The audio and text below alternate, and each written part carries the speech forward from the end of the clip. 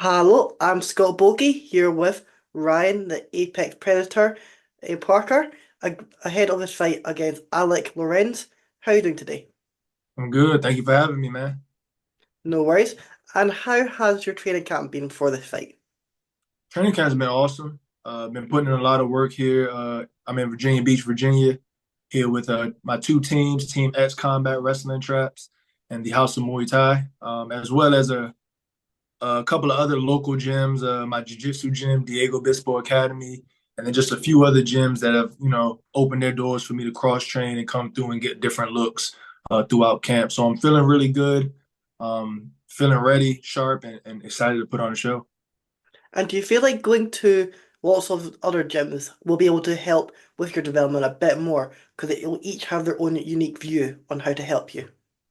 For sure, I think cross training is just a pivotal tool in our sport. It's all about learning your skill set, but then also being able to apply it to different styles, different looks. So the 757 at Hampton Roads area has a lot of talented mixed martial artists from kickboxing, Yeah. Muay Thai, boxing, wrestling. So going to these different gyms and them welcoming me with open arms to come in and, like I said, try out my style, my things against different looks. I think has been crucial over the years to my development, and it's why it's a pivotal part of my camp today. Exactly. And you have had over double the number of fights than Alec. Do you feel like that's going to play a big part in your fight? Yeah, I do. Alex, he's a good opponent, up and coming fighter. He's 5-1 right now, Yeah. and on a little bit of a streak right now. So I do think that my fight career and my professional career, I have seen uh, you know the different levels of the game from guys who are now fighting in the UFC to fought in PFL, Bellator. So I do come into that knowing that I have experience, and I definitely plan to lean on that in those moments in the fight where I can get an advantage with those. Maybe it's a situation or a position Yeah. that I've seen, or just something that he offers that is similar to someone I fought before, as well as I know he's going to be doing the same. And how do you see this fight playing out? I think it's going to be a very competitive fight. Alex is a tough guy. He likes to pressure forward. I think that we see some things though that we can try to Yeah. capitalize on and kind of pinpoint to kind of open up what he does and expose him for some holes in the game. So I like that. I think it's going to be a tough fight. I think we go out there, get on it early. I can see a second or third round finish. Just being patient, taking time, and I think we do that. Those openings will be there to get the finish. And do you watch much of tape on your opponent, or do you normally just leave that to your coaches and they'll feed back to you? So I watch a lot of film on my opponents. I've got multiple fights of Alex in my phone. Like, Yeah. I didn't, I remember one time he said how he becomes kind of obsessed with it, and so I do a lot of film study on my own. I like to, kind of do things in practice and then go back, kind of look at film, see where I think I can apply it. Also, I played football for a long time, so that was part of the routine in football. You do your Yeah. film study, you want to know your guys' tendencies, habits, what techniques beat them off the line. So yeah, I do employ that in my mixed martial arts career, but I do a lot more film study with my coaches just to get their input on what they see and kind of get that knowledge from the coach aspect. Yeah, and exactly. It's like you were saying, that having that background in football will definitely help because you are having to analyze the full team before of your opposition. Now it's a bit easier, just one guy you have to focus on. Yeah, yeah. It is a little bit easier, a little, you can spend more time focusing on that one person. So, Yeah. And how do you handle the high pressure situations inside the cage? I think you handle those best by just, the preparation that you put in for. Like I said, I listen to a lot of fighters, and I kind of, listen to the way they prepare and just Yeah.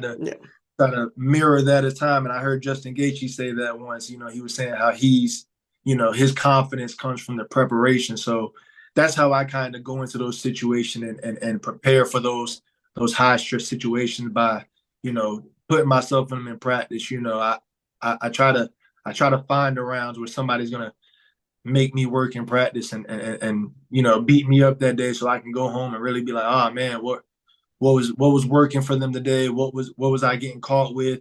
And how can I adjust to that next time I see it? So I think the preparation is the best way to be ready for anything out there. And how difficult is it trying to find guys who does match your opponent's style? It's difficult sometimes, especially at the higher weights, middleweight, light heavyweight, Yeah, heavyweight. They're just not the deepest weight classes as like, 135, 145, you're going to a gym and you'll see tons of those. And then you're going to a gym and you'll see maybe two or three big guys that are, skilled. You know yeah. what I'm saying?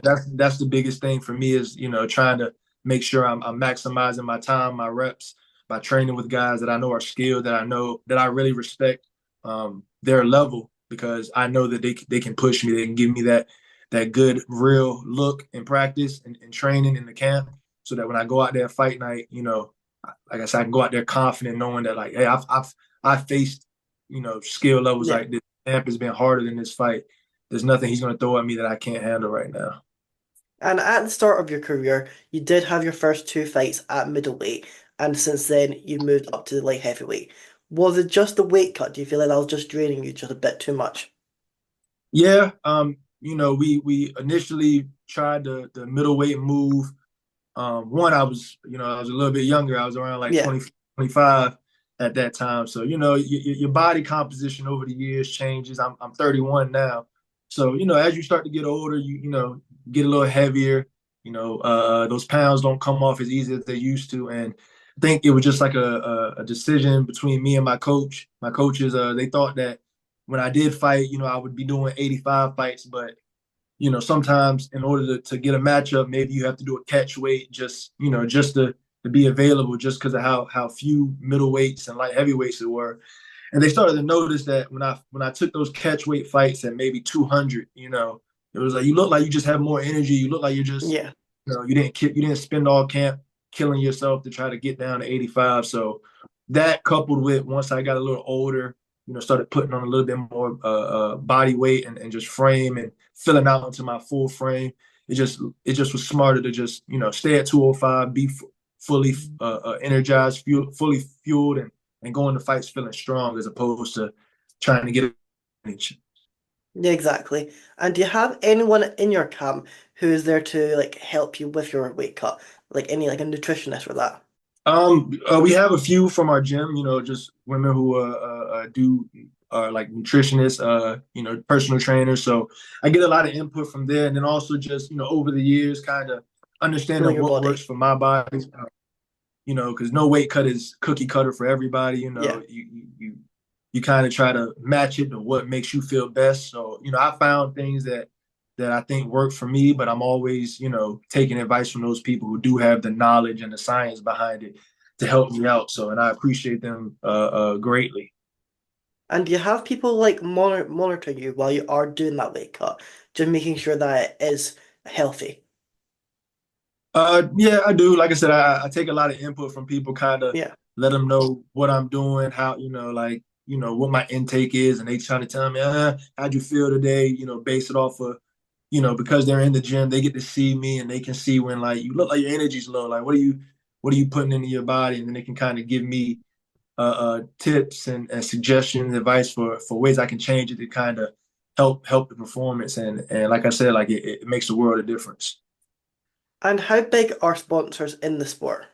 Sponsors are really really important, especially like I said, I'm fighting out in Phoenix, Arizona, in a few weeks. So with that comes Yeah, costs travel costs. associated with and a lot of times promotions do cover travel costs, lodging costs, but there are other things associated.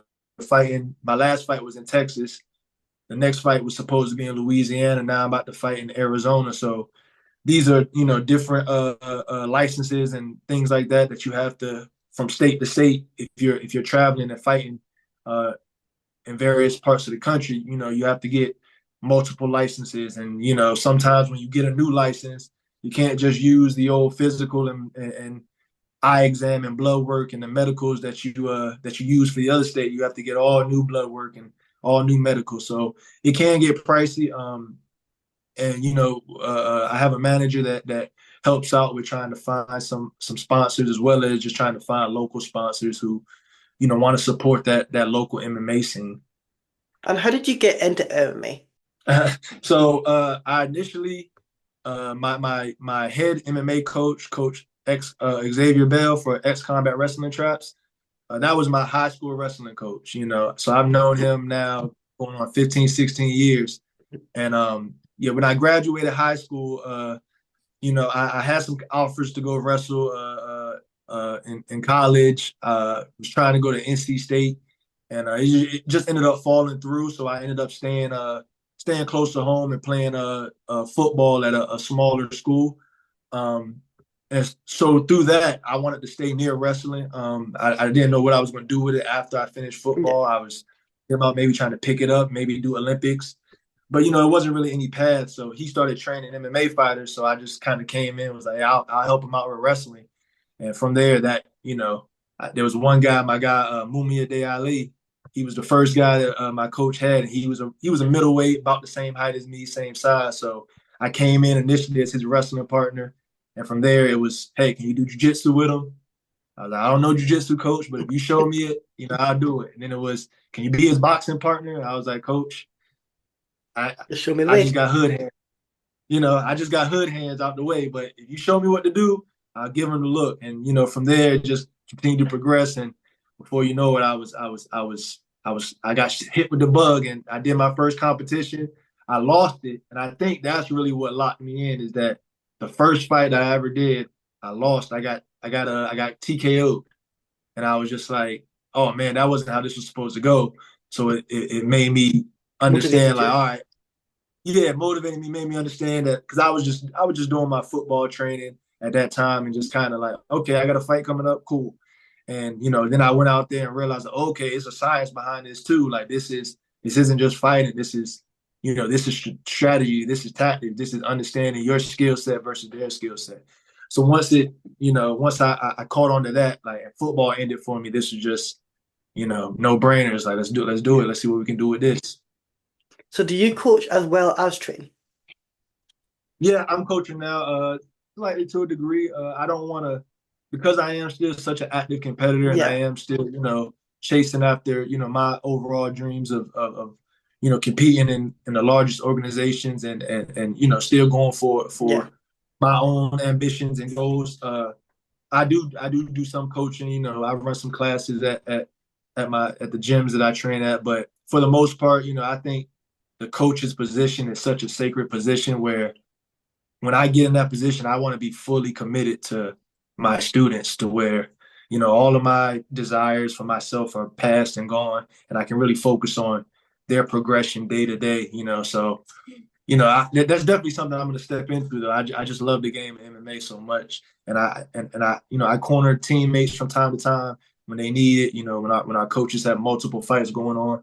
And I do enjoy being in that corner, being that second set of eyes for somebody, and seeing them go out there, knowing the hard work they put in, and then seeing them execute, man. It does give me a feeling that I know I'm gonna enjoy more once I'm on that side fully. Exactly. And are you able to train full time or do you work as well? I work as well. I'm actually, kind of at work right now, but I work remotely from home, so it gives me a lot of flexibility in order to do what I need to do Yeah. for the MMA career. So And how are they? Because obviously you have to travel out to Arizona the day before. How are they with that? in terms of LFA. Yeah, like how are they with you being able to go out there the day before? Oh, they're pretty good. Like I said, I have a very understanding team here. They've actually, when I have fights here locally, a lot of them came out and saw it, so they supported, and they think it's cool that because I'm an accountant.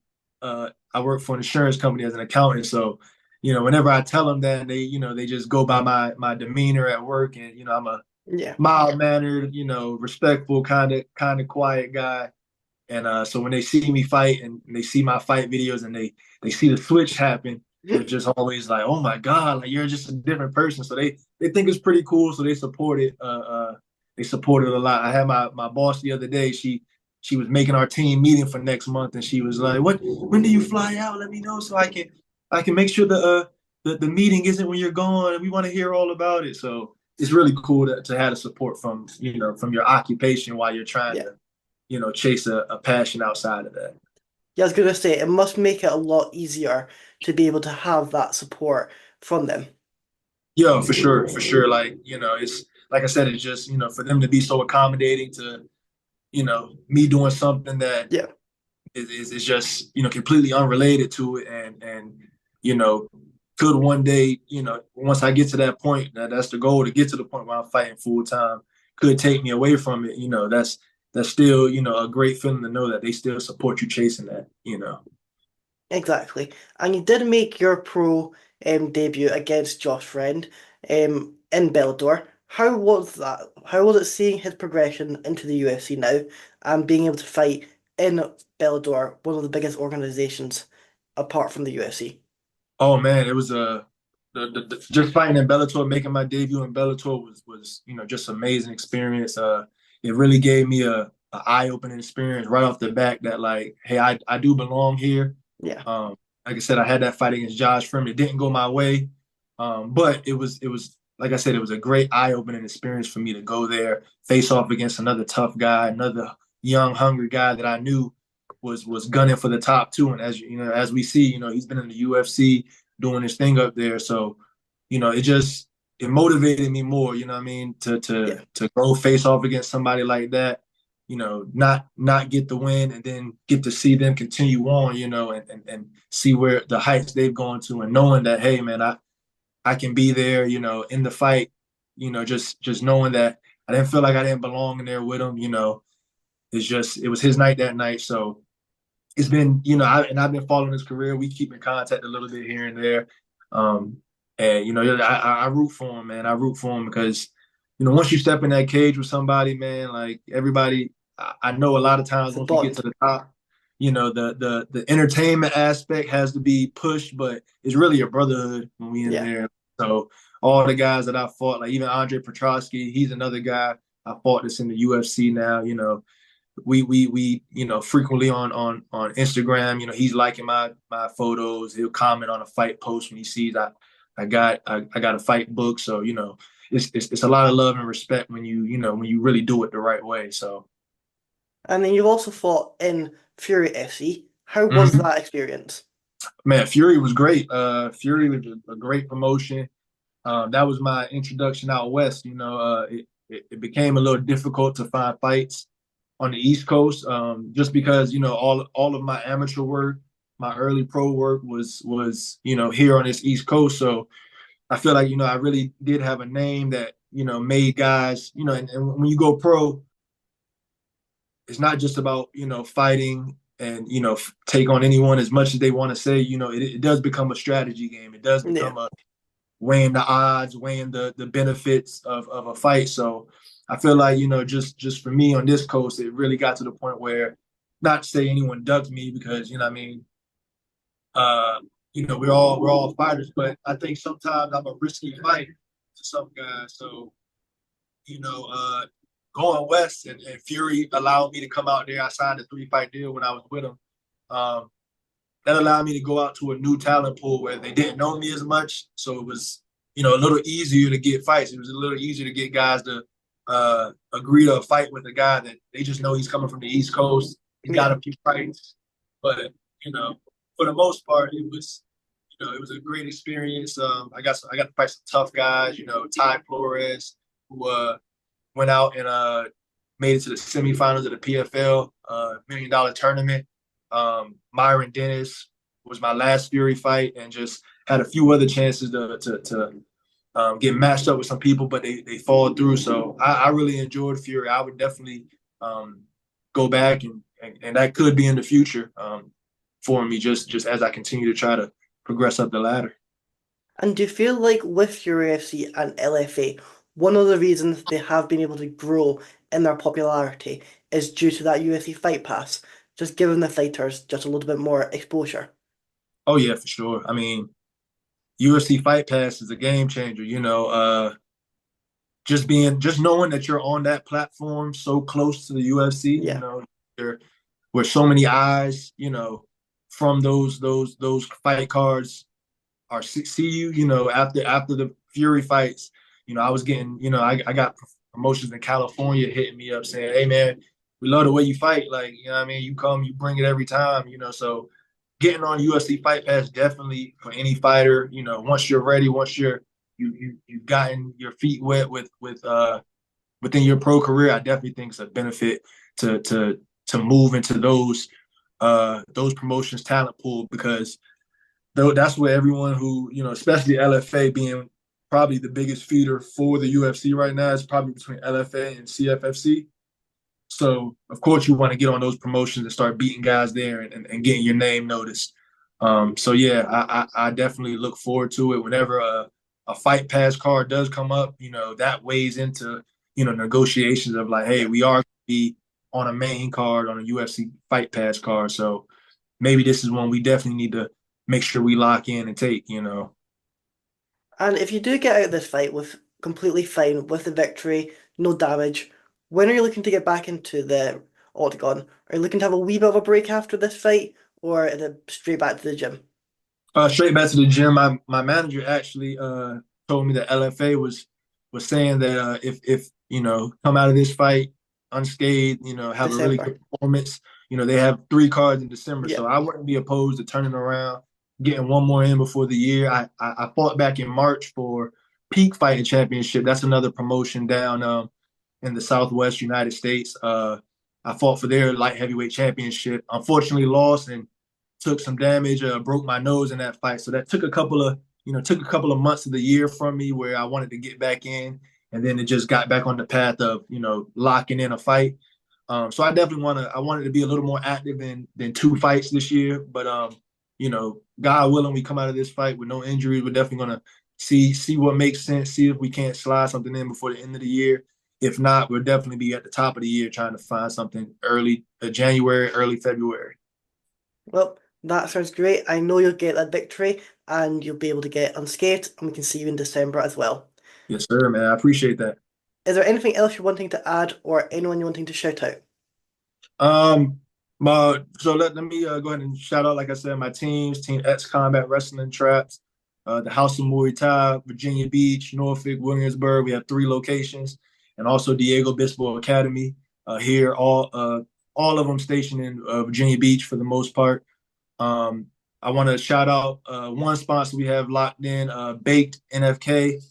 They're a company that's associated with our gym. One of the actually the owner's wife, she has a baking company and she makes delicious treats, man. She usually has a stack of just different type of cookies, brownies, things like that in a basket at the front for people that want to buy and purchase them. And so she's sponsoring us for this fight, as well as some longtime sponsors, the Spine Group, Chiropractor Office for Dr. Spencer and Tara Johansson. They've been a long time office that just has been good in maintenance for my body going in. They do my chiropractic adjustments. He's done physicals for me, and just anything else that I needed. They've always been a helping hand. So definitely want to give them a shout out. And then just the whole 757 mixed martial arts scene. They always, like I said at the beginning, they always open their doors to me. A lot of people show me so much love and respect for still being hard after so many years. It's been 10 plus years now, basically, training, cross training, competing, and just Yeah, being attached to the MMA scene here. So just want to shout out everybody that's helping me get ready because this is a win for the 7-5. exactly. And you're going to go absolutely smash it. Yes, sir. Thank you, man. I really appreciate that.